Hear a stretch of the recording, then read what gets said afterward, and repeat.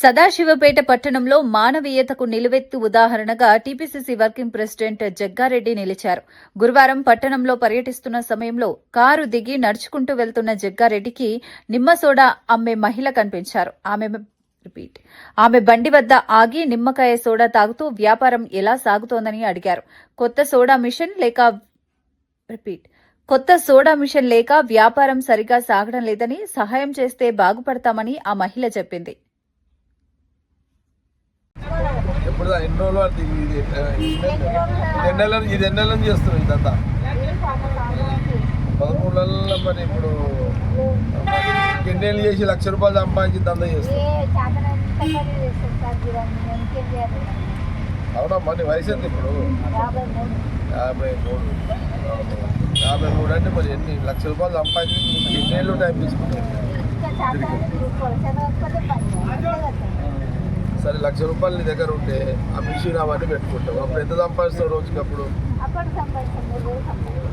రోజుకి గోలి సోడా ఉంటే రోజుకి ఎంత? ఎండాకాలం. మిగతా కాలంలో కూడా నడుస్తుంటుంది.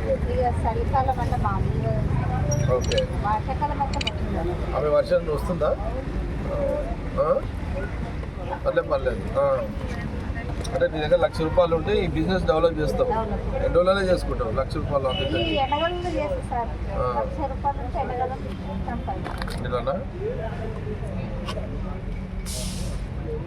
కానీ నువ్వు ₹1,00,000 సంపా. ఇప్పుడు నీకు ఆర్థిక సాయం అందితే నువ్వు డెవలప్ చేస్తావు. సరే, మరి ఎందుకు ఆగినావు ఇట్లా? యాక్చువల్గా నేను వస్తున్నా, నేను ఆడ దిగిపోయినా అంటే అక్కడ దిగాలని ఎందుకు దేవుడు డిసైడ్ చేసినాడు. అర్థమైందా? నేను ఆడ దిగి ఒక్కరి నడుచుకుంటూ పోవాలని దేవుడు డిసైడ్ చేసి, ఓకే, టైం డిసైడ్ అయింది. అర్థమైందా? అనుకోకుండా వీళ్ళు ఇద్దరు లీన పడ్డారు. నేను వాళ్ళు డిసైడ్ చేసి నేను ఆగిన. సరే, నువ్వు అదేంటి ఏమంటారు ఇప్పుడు వచ్చి నిమ్మకాయ సోడా ఇచ్చినావు. సరే, నాకు ఎక్కడ పోయినా అడిగే అలవాటు.